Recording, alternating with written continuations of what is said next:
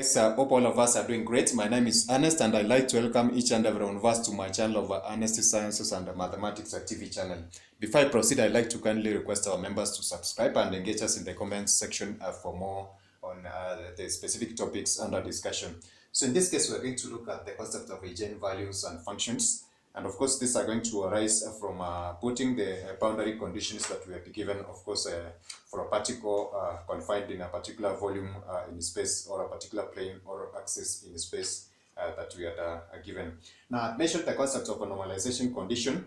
And of course, in this specific discussion, I'm going to consider the development that we had from the representation of a particle in a one-dimension box using the Schrodinger's equation, whereby I'd say that we can have this specific equation for the particle in an x-axis given in terms of the second derivative of this plus I'm going to use this version of the Schrodinger's equation, and later on we're going to do an elaboration on the subsequent one that we're going to use as we proceed. So I'm going to have this specific version of the equation, whereby we're going to represent this specific aspect of a volume element using the x-axis, since this particle is confined within the x-axis alone. And we have said that in that specific one-dimension box, the element of this potential is equivalent to 0, and the potential outside that specific region is going to be infinite. So in this case, we had represented this version of the Schrodinger's equation for that description of that specific particle given as such. And this is, of course, x given as z such. So the V minus the energy minus the potential energy, of course, since the potential energy is 0, is going to reduce into this specific form. So we can have a version of this particular equation given as the square of that dx, and then we're going to have this one represented as. So I'm going to take the whole aspect of this second part of the equation on the other side and have it as a negative h squared e, and this specific aspect of the wave function given as such.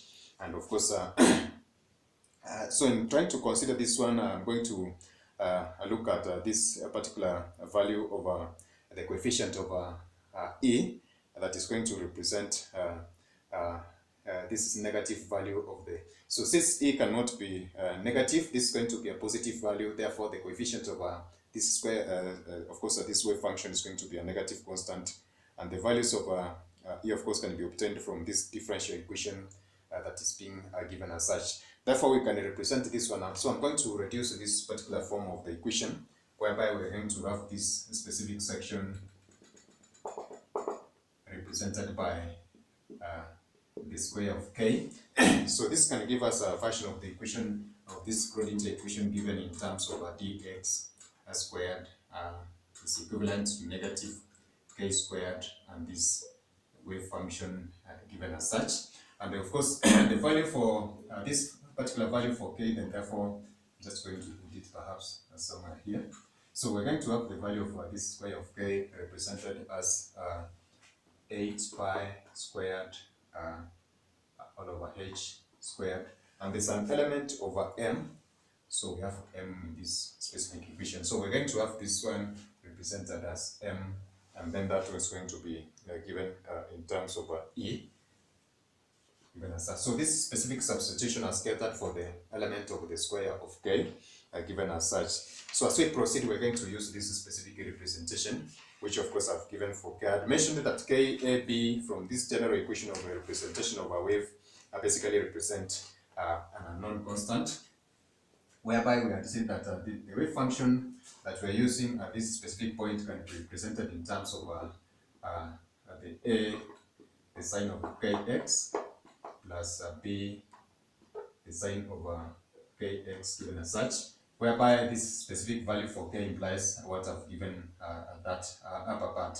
But we're going to see later that if we put some boundary conditions whereby the function or the value of the constant of b is equivalent to 0, and then u basically is equivalent to 0 as well, we're going to see that the value for the sine a, the sine of kx as well, is going to be equivalent to 0. And then we're going to have this specific condition whereby if x represents the value of the limit of the second condition we had given, Remember we had said that that specific one-dimension box ranges between x is equals 0 and x is equals L. So basically the distance or the boundaries between these specific two walls is going to be equivalent to L given as such. Therefore we can be able to borrow from that one. Therefore from these secondary boundary conditions that we have placed for x equivalent to L, this is going to give us a version of this specific equation for the sine function given as the sine over k L given as such.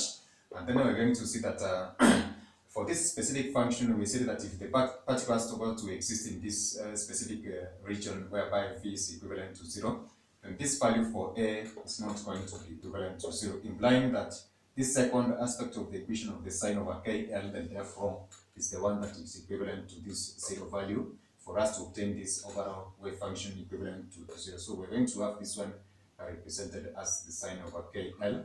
Now from the graphical representation of the trigonometric functions, we're going to see that for the value of the kl to be equivalent to 0, we're going to have integer values over this specific function for pi. Therefore, we can represent k in terms of n pi over l given in this specific case. So I'd like to ask to take note of these two specific representations that we have done for pi. And therefore, as we proceed, we are going to have a different version of this specific equation, which are given for the general representation of a wave in of course, a one-dimension box given in this specific case as a. So I'm going to have a general representation for that.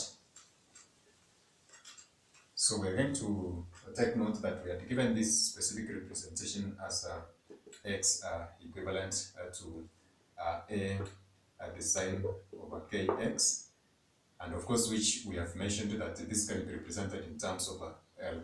So as we said, this is going to be given as a the sine over the value of k is n pi over L, but we are going to have this x being given as such, and this is going to represent the sine, the wave function given as this specific value for x.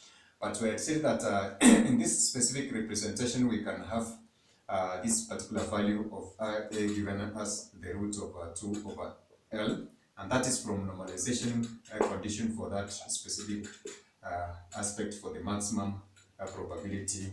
So this transformed into an equation of the form the wave function is equivalent to 2 over L, the sine over n pi x L given as such. And in our representation of this general form for the equation, of course, we had said we can substitute these specific values for this value of k, whereby, therefore, if we consider this specific aspect of k, we can find the value for k from this one given as k is equivalent to 8 pi squared m over h squared, and this is going to be me. So the root of this one can be given as raised to power a half, and of course this is going to be equivalent to the value of this specific k that we have given. So this is equivalent to n pi all over L, and therefore I'm going to consider the case for this one and this one. So for me to find the value of perhaps the inertia value which is represented from this, I'm going to have this one. So I will assume that we have understood this specific aspect for the general representation of that equation. So I'm going to have this second aspect of the equation given in terms of 8 pi squared me over h squared, and this is going to be the root. So for me to simplify this, I can decide to have this particular equation, and therefore I'm going to have to square this part and square this one in order for me to evaluate this. So the left part of the equation is going to transform into 8 pi me all over h squared, and this is going to be given in terms of the square of n, the square of pi all over the square of L given as such. So in some cases we're going to have this particular value given as a numerical value, perhaps ax etc. So then therefore, considering this, we can have a representation of this specific equation in terms of a, whereby we're going to see that for us to find a, it's going to be the square of pi, the square of n, and the square of h. So I'm going to do a cross multiplication and rearrangement of this specific equation to make e the subject of this specific formula. So the multiplication between this numerator and the denominator of this first part for cross multiplication is going to give me this, and this is going to be over 8 pi squared m. So I'm going to have to reserve e since it's the subject of our formula. So this portion of the equation is going to form the denominator of the other part, and then this is going to be 8 pi e m given as such, and then I'm going to have L squared given at that specific point. So we have a common factors for this one and this one for the value of pi squared, implying that this is equivalent to n squared h squared all over 8 m L squared, and this of course is going to be the value of the energy being described in this specific aspect given as such. So we can describe the various aspects of energy from this general representation of an equation, whereby we are going to have certain values of E being given as such, and given the condition for n, where I said that n basically is going to represent values from 1, 2, 3, etc., given in that specific order. And therefore, we had said that these are going to be discrete values, and that they are going to be giving values of the value of E given as En, given as n squared h squared all over 8 n L squared given as such. And these are going to represent values which are going to consist of allowed energies, and these energies in terms of En are referred to as eigenvalues. So we can have this one representation of values of this one referred to as eigenvalues, and the wave function which represents these various aspects of energies in terms of the wave function of n represent what we call as eigenfunctions.